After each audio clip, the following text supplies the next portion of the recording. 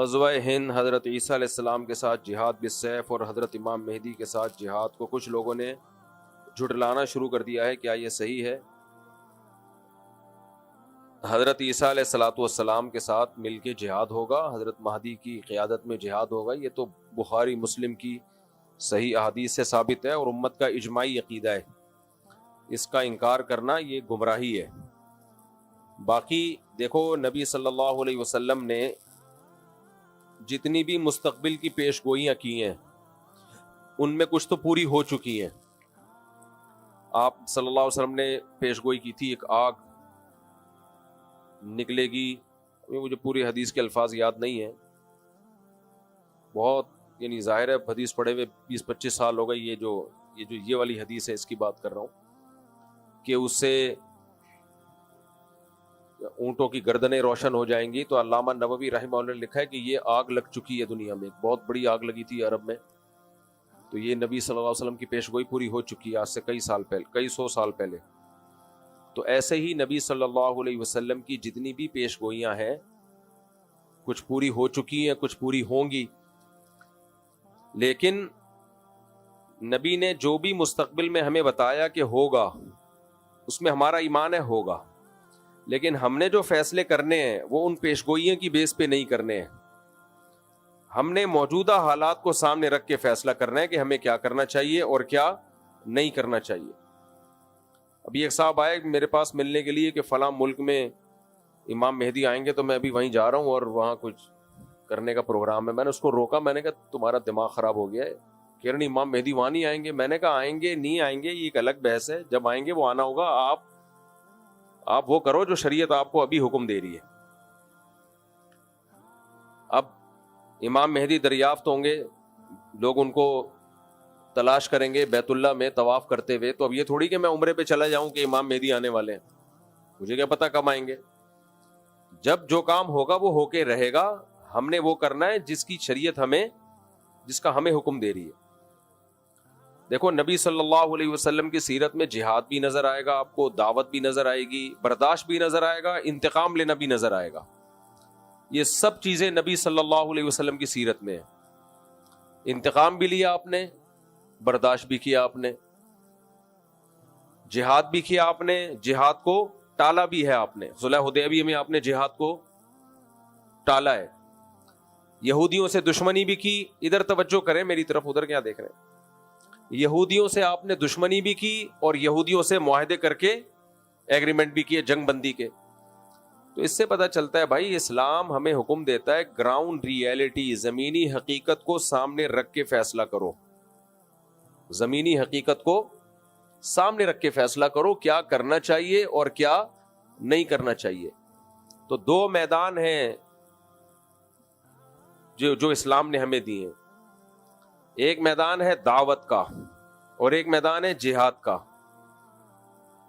تو جہاد کے میدان میں یہ فیصلہ کرنا پہلے ضروری ہے کہ کہاں ہوگا کہاں نہیں ہوگا, اس کے اسباب کیا ہیں آپ کے پاس.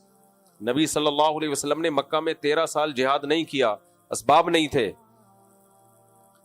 نوح علیہ السلام نے 950 سال جہاد نہیں کیا, اس لیے کہ 40-50 لوگ پوری قوم سے نہیں لڑ سکتے تھے.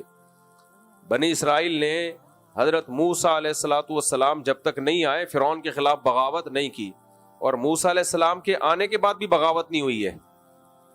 کیوں؟ فرعون بہت طاقتور تھا, وہ بنی اسرائیل کے بچے ذبح کر رہا تھا. تو جو قوم اپنے بچے ذبح ہونے سے نہیں بچا سک رہی, وہ اس کے خلاف تلوار لے کے کیسے چڑھ جاتی فرعون کے خلاف, اتنا طاقتور تھا. تو اللہ نے وہاں بھی اسباب اختیار کرنے کا حکم دیا. موسیٰ علیہ السلام سے فرمایا وَأَوْحَيْنَا إِلَىٰ مُوسَىٰ وَأَخِيهِ أَن تَبَوَّآ لِقَوْمِكُمَا بِمِصْرَ بُيُوتًا وَاجْعَلُوا بُيُوتَكُمْ قِبْلَةً کہ اے موسیٰ آپ اپنی قوم سے کہہ دیں کہ اپنے گھروں میں نماز پڑھو اور اللہ کی مدد کا انتظار کرو. بس یہ نہیں کہا کہ جا کے جو ہے نا فرعون پہ چڑھائی کر دو. صبر صبر صبر. اور پھر ایک دن حکم آیا کہ بنی اسرائیل کو لے کے آپ مصر سے نکل جائیں. وہاں بھی فرعون نے پیچھا کیا ہے, تو وہاں بھی یہ حکم نہیں دیا فرعون پہ چڑھائی کر دو. وجہ کیا ہے؟ طاقت کا توازن بولو ہے ہی نہیں, کوئی برابر بھی نہیں ہے نا. کوئی انتہائی طاقتور کے سامنے انتہائی کمزور. ہاں کہیں معجزہ ہو گیا تو ایک الگ بات ہے کہ کمزور کو اللہ نے بہت زیادہ طاقتور پہ غالب کر دیا. یا اللہ نے خود حکم دیا ہو کمزور کو کہ براہ راست کے لڑو, تو پھر تو لڑنے کے علاوہ کوئی آپشن نہیں ہے. جب تک آسمان سے وحی نہیں آ جاتی تو وہاں پھر اللہ کا حکم یہی ہے, ان یکم منکم مئۃ یغلبوا مئتین, 100 اور 200 کا ریشو کم از کم ہونا چاہیے, آدھی طاقت ہونی چاہیے. آدھی بھی نہیں ہے تو پھر اجازت نہیں ہے لڑنے کی. اتنی طاقت ہو تو جا کے کرو یہ کام, ورنہ آرام سے بیٹھے رہو, اس سے بھی جاؤ گے جو ہے. تو اس لیے اس وقت جہاں جہاد ہے وہاں تو ہے, ہم اس کے منکر نہیں ہیں, لیکن جہاں جہاد نہیں ہے وہاں لڑائی کا میدان گرم کرنے سے مسلمانوں کا نقصان زیادہ ہوگا, مسلمانوں کو فائدہ نہیں ہوگا, کیونکہ تمہارے پاس کچھ ہے نہیں لڑنے کو. تم اپنا دفاع کر لو, بہت بڑی بات ہے. ابھی تو اپنے ملک کو بچا لو بس. اور ہمارے یہاں کہتے ہیں ملک کو ادھر جا کے چڑھائی کر دو. ادھر چڑھائی کرو گے کن میزائلوں سے؟ امریکہ سے میزائل لے کے امریکہ پہ چڑھائی کرو گے؟ امریکہ تمہیں جہاز دے گا اپنے اوپر چڑھائی کرنے کے لیے؟ تو ابھی اپنے ملک کو بچا لو کسی طریقے سے, اس کی سالمیت خطرے میں ہے. ابھی سب سے بڑا جہاد یہی ہے کہ ملک بچا لو آپ. تو دوسرا میدان ہے دعوت کا. دعوت کا میدان کیا ہے؟ نرم, اس میں تلوار نہیں ہے. جو تبلیغ ہے, موسیٰ علیہ السلام کو اللہ نے فرعون کے پاس بھیجا, قولا لہ قولا لینا لعلہ یتذکر او یخشی. فرعون کے سامنے جا کے بھی آپ نے نرم لہجے میں بات کرنی ہے. تو فرعون سے بڑا ظالم دنیا میں کوئی ہو سکتا ہے؟ اور موسیٰ علیہ السلام سے زیادہ افضل دنیا میں کوئی ہو سکتا ہے؟ اتنے جلیل القدر پیغمبر کو کہا جا رہا ہے کہ ایسے ظالم کے سامنے بات کیسے کرنی ہے؟ بولو, نرم. تو آج ہماری دعوت میں نرمی ختم ہو گئی, دعوت میں نرمی ختم.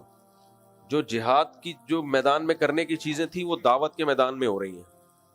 اس کو وہ بھی کافر ہے, وہ بے پردہ عورتیں. اب بے پردہ عورتوں میں بیان ہو رہا ہے تو یہ تھوڑی بیان ہوگا کہ تم سب جہنم میں جاؤ گے, سے وہ پردہ تھوڑی کر لیں گی. وہاں تو ادعو الی سبیل ربک بالحکمۃ والموعظۃ الحسنہ, اس کو تو حکمت سے دین کی دعوت دینی ہے, ان کو تو قریب کرنا ہے دین کی دعوت کے لیے.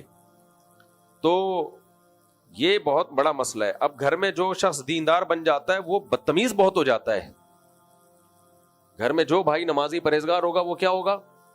بدتمیز. تو ماں باپ کہتے ہیں باقی سارے نارمل ہیں, یہ کچھ عجیب سی چیز آ گئی ہے مارکیٹ میں.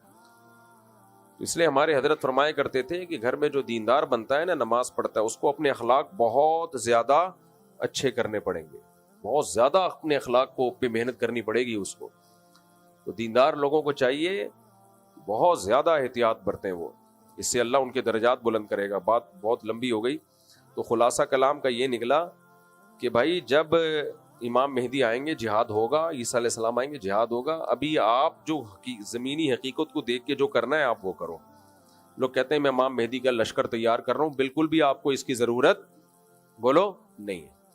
کائنڈلی آپ یہ کام نہ کریں.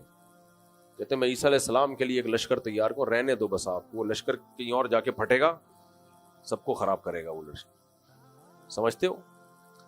بہت لوگ آئے ہیں, بہت تحریکیں اٹھی ہیں, ہم عیسیٰ علیہ السلام کے لیے لشکر تیار کر رہے ہیں, اور پھر یہ ہمارا یہ لشکر یہاں سے اٹھے گا, ہوتے ہوتے شام میں جا کے حضرت عیسیٰ سے مل جائے گا. وہ انڈا موڑ پہ ہی ختم ہو گیا آ کے. تو جو ابواب الفتن ہے نا, نبی سے جو فتن کے ابواب ہیں, وہ ہمیں بتانے کے لیے کہ ایسا ہوگا. بس کرنا کیا ہے بھائی؟ کرنا وہ ہے جو آج سمجھ میں آ رہا ہے آپ کو. ایک صاحب مجھے کہنے لگے کہ میں نے کہا کہ اتنی عورتیں, بیوہ اور طلاق یافتہ عورتوں کی تعداد بھی بڑھ رہی ہے, ان کا گروتھ ریشو بھی بڑھ رہا ہے, اور مردوں میں موت بھی بڑھ رہی ہے مردوں میں.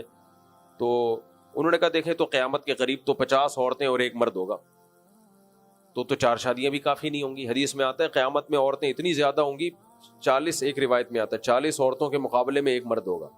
اب یا تو وہ ایٹم بم سے مرد مر چکے ہوں گے یا کیا ہوگا, یہ اللہ ہی بہتر جانتا ہے, لیکن ایسا ہوگا. حدیث میں آتا ہے 40 مرد اور ایک عورت, یہ ریشو ہوگا. تو اب میں کہوں کہ جی چونکہ قیامت میں ایسا ہوگا تو پھر تو اب ایک مرد 4 شادیاں بھی کر لے تو عورتیں پوری نہیں ہوں گی, تو کوئی فائدہ ہی نہیں ہے 4 شادیوں کا. ایک صاحب مجھے کہہ رہے تھے فائدہ ہی نہیں ہے, اس لیے تو کیا کریں ہم, تو ایک ہی کرو بس, اب ان کو مرنے دو. اور یا کوئی مفتی آگے فتویٰ دے دے کہ قیامت کے قریب 40 عورتیں ایک مرد ہوں گے, تو اس ایک مرد کے لیے 40 عورتوں سے نکاح جائز ہے. ابھی سے ٹریننگ شروع کر دیں ہم, اس کی تیاری. حکیم لوگ دوائیں ایجاد کرنا شروع کر دیں. بھئی ایک مرد اور 40 عورتیں ہوں گی, تو ایک مرد کو 40 عورتوں سے نکاح تو کرنا پڑے گا نا, تبھی تو عورتیں نمٹیں گی.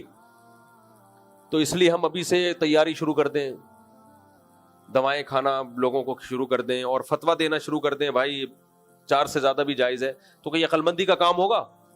کوئی عقل مندی کا کام. اب اگر کوئی کہے بھائی ابھی جو ہے نا آپ لوگوں کو سمجھائیں, تیار کریں, 4 سے زیادہ شادیاں کریں کیونکہ ایک وقت آنے والا ہے کہ عورتیں اتنی ہوں گی, تو اس کا جواب کیا ہے بھائی جب وہ وقت آئے گا تو اس وقت دیکھا جائے گا. ابھی ہم نے ابھی کے حساب سے اتنی عورتیں نہیں ہیں, ایک کے مقابلے میں 4 بھی نہیں ہیں, تو ابھی کے حساب سے جو ہے نا ہم اس پہ فتویٰ دیں گے, تو مستقبل میں جو ہوگا وہ ہوگا. تو ایسے تو حدیث میں آتا ہے کہ جب قیامت آئے گی نا تو ایک شخص بھی اللہ کا نام لینے والا نہیں ہوگا. اب ہم کہیں چونکہ سب خراب ہو ہی جائیں گے تو لوگوں کی اصلاح کی ضرورت کیا ہے؟ تو بھائی ہم نے تو ابھی اصلاح کرنی ہے, لوگوں کو جہنم سے بچانا ہے. جو ہونا ہوگا وہ جب ہونا ہوگا وہ ہو جائے گا. ہم نے ابھی کو دیکھ کے چلنا ہے کہ ابھی کیا ہوگا. منگنی کے بعد عید اور دیگر موقعوں پر لڑکی کو لڑکے والوں کے گھر کی طرف سے دیے جانے والے تحائف کیسے ہیں؟ یہ منگنی ہی نہیں ہے اسلام میں, تو منگنی کے بعد تحفے کہاں سے ہو گئے؟ خطبہ کا لفظ ہے عربی میں, اور حدیث میں بھی خطبہ کہتے ہیں نکاح کا پیغام بھیجنا. بھائی آپ کو کوئی رشتہ پسند آ رہا ہے, 2 رکعت پڑھ کے استخارہ کیا, سنت استخارہ, اس میں نکلے گا کچھ بھی نہیں, اس میں نکلتا کچھ بھی نہیں ہے.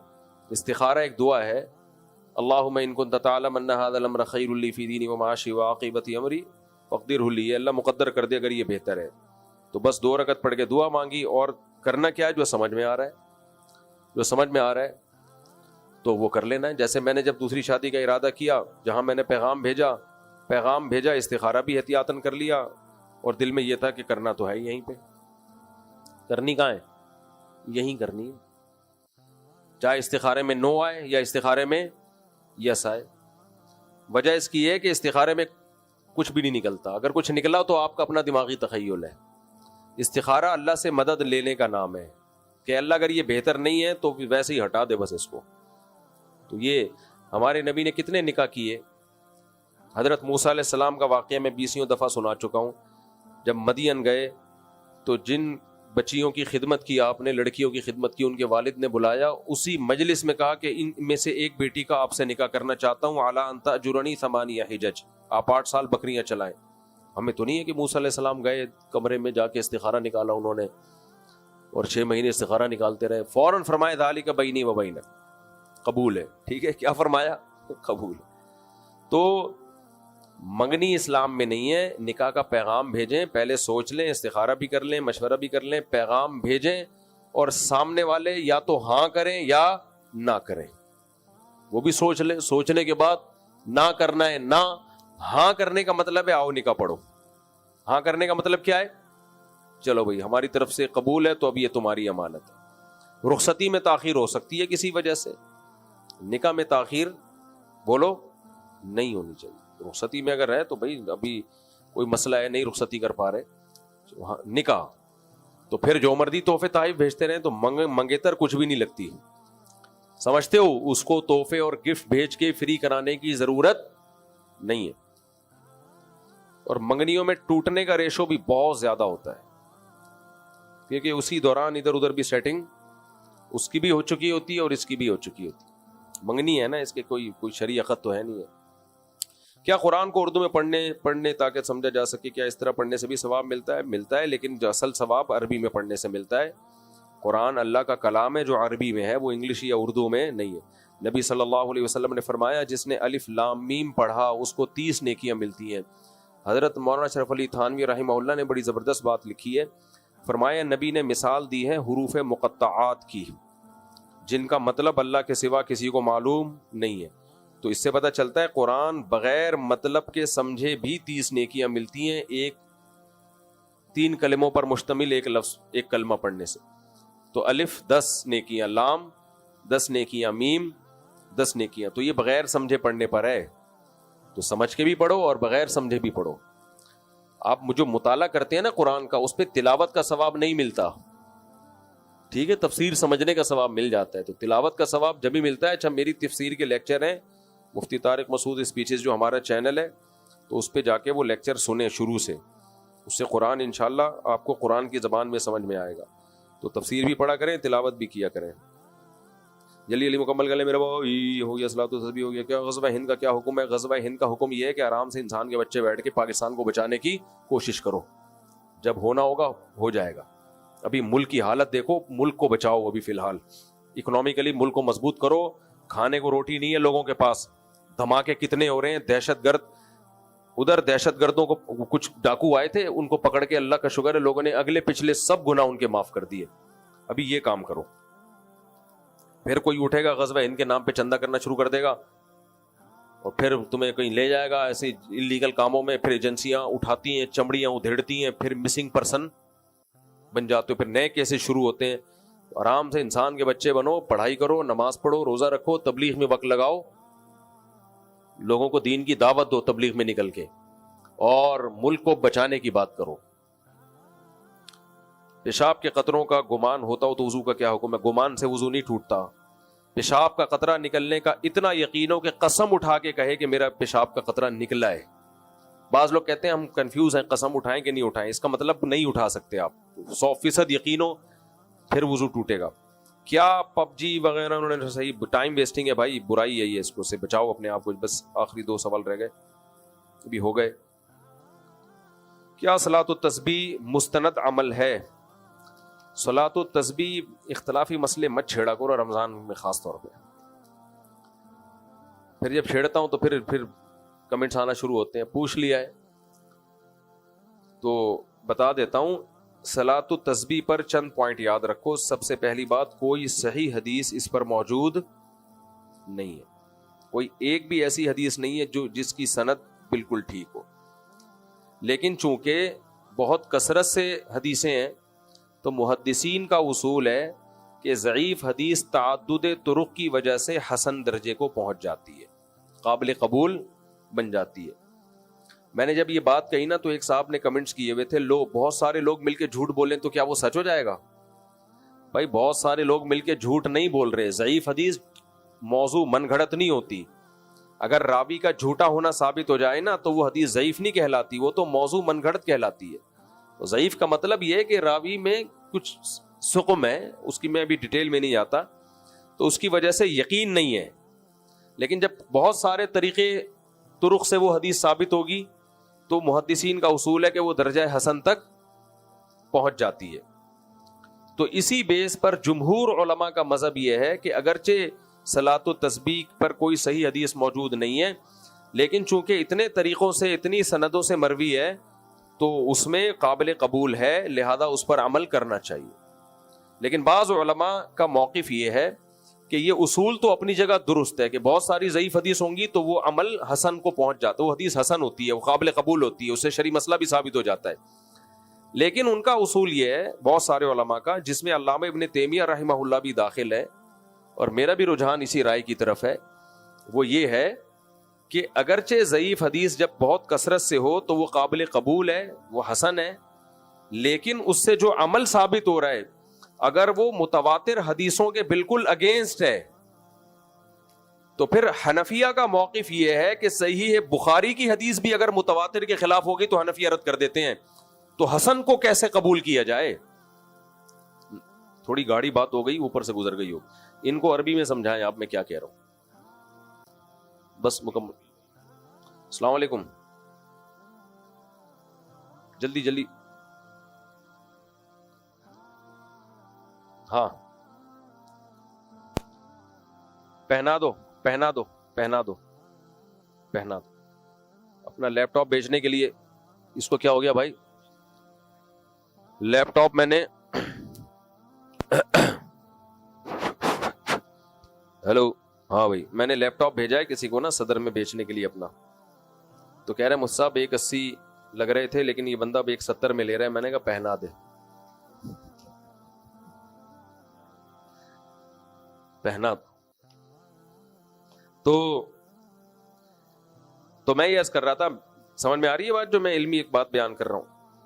حنفیہ کا جو اصول فقہ میں ہے نا، جو ہم پڑھتے ہیں اصول فقہ میں، احناف کا موقف یہ ہے کہ اگر ایک عمل متواتر حدیث جس کو بہت لوگ نقل کر رہے ہیں، اور قرآن تو سب پورا متواتر ہے، اس سے اگر ثابت ہو تو اس کے مقابلے میں اگر بخاری کی حدیث بھی آ جائے گی تو رد کر دیا جائے گا.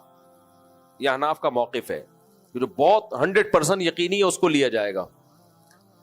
تو اب یہ جو ہم نماز پڑھتے ہیں ڈیلی بیسس پہ، رکوع میں تسبیحات، سورہ فاتحہ پڑھی، پھر اس کے بعد سورت ملا کے فوراً رکوع کرتے ہیں، تو متواتر حدیثوں سے جو نماز ثابت ہے اس نماز سے یہ پتہ چلتا ہے کہ آپ تلاوت اور رکوع میں تاخیر نہیں کر سکتے. اگر آپ نے تاخیر کی سجدہ سہو لازم ہو جائے گا آپ کے اوپر، سجدہ سہو لازم ہوگا.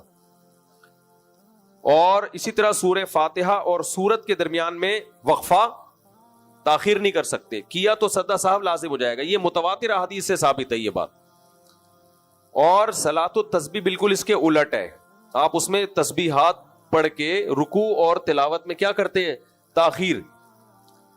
تو اس لیے احناف کا جو اصول فقہ ہے نا، اس اصول کی روشنی میں، جو حنفیہ کا امام حنیفہ کا جو اصول ہے، اس اصول کی روشنی میں صلاۃ التسبیح فقہ حنفی کے اصولوں پہ نہیں فٹ بیٹھتی، کیونکہ حسن حدیث ہے، صحیح بھی نہیں ہے. حسن حدیث ان متواتر حدیثوں کے خلاف ہے جو متواتر حدیثوں سے نماز کی ایک الگ کیفیت ثابت ہو رہی ہے. اس لیے ابن تیمیہ رحمہ اللہ، حالانکہ وہ تو حنبلی تھے، لیکن انہوں نے بھی یہ بات لکھی ہے، لم یثبت مثلہ بمثلہ، ایسی نماز جو متواتر حدیثوں کے خلاف ہو، وہ والی نماز اس جیسی حدیث سے ثابت نہیں ہو سکتی، اس کے لیے اتنی ہی پاورفل حدیثیں ہونی چاہیے.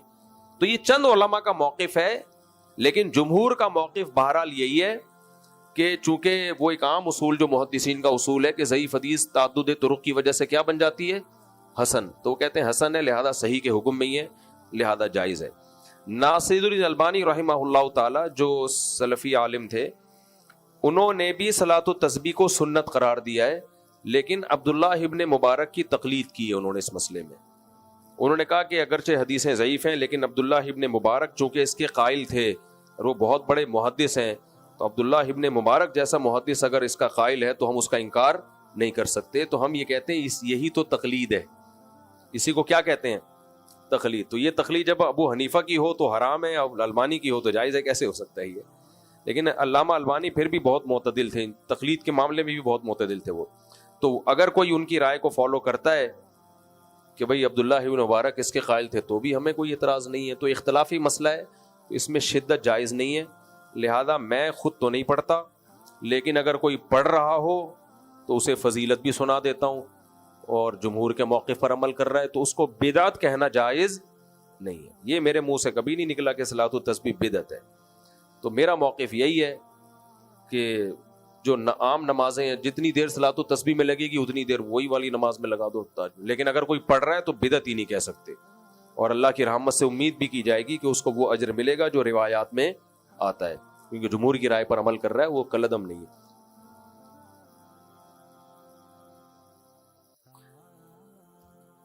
بچی کا نام آپ 2-4 نام بتائیں، ان میں سے ایک سیلیکٹ کر کے بتا دیتا ہوں میں. صالحہ اور نسیمہ، عجیبہ، عجیب و غریبہ، عظیمہ. عظیمہ تو ٹھیک ہے، صالحہ سب سے اچھا نام ہے. صالحہ نیک، پرہیزگار، یہ ٹھیک. آپ کے پیدا ہوئی بچی؟ بیٹے کے؟ تو آپ کی جوانی پہ رش کر رہا تھا میں. تو عربوں میں اس عمر میں بچے پیدا ہو رہے ہوتے ہیں، اور آپ دادا بن رہے ہیں. دادا بھی بنے اور ابا بھی بنے آپ.